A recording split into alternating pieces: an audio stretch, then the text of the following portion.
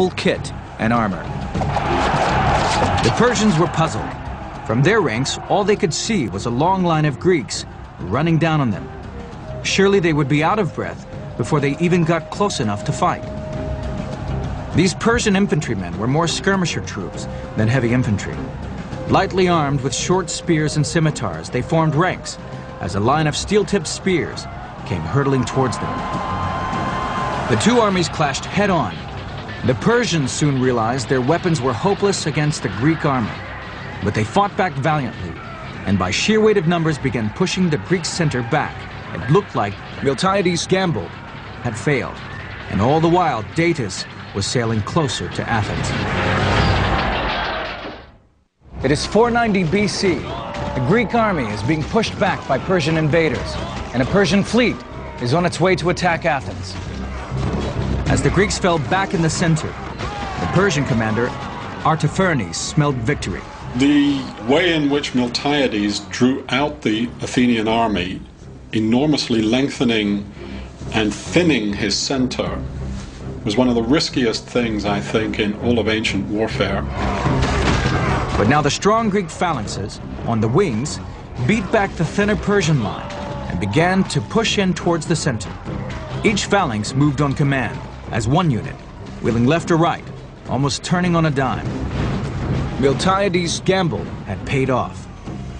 As the center fell back, his wings slowly encircled the enemy.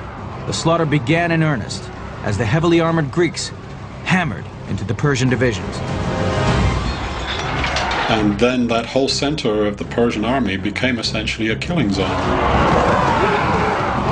Certainly, to fight that way took great strength and great endurance, and you haven't even talked about the heat of the summer. The Persians continued to throw themselves onto the attacking phalanx, desperately trying to find a way to break it. In the meantime, the Persian archers poured thousands of arrows into the Greek lines, now so closely packed with the Persian infantry that they were bound to hit their own soldiers. The Greeks felt that right and might were on their side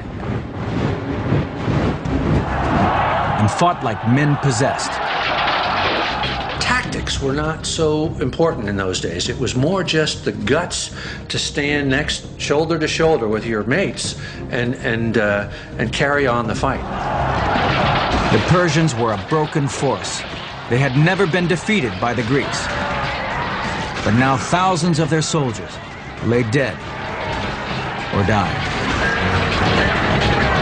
Suddenly the Persians broke and ran for their ships, desperate to escape the slaughter.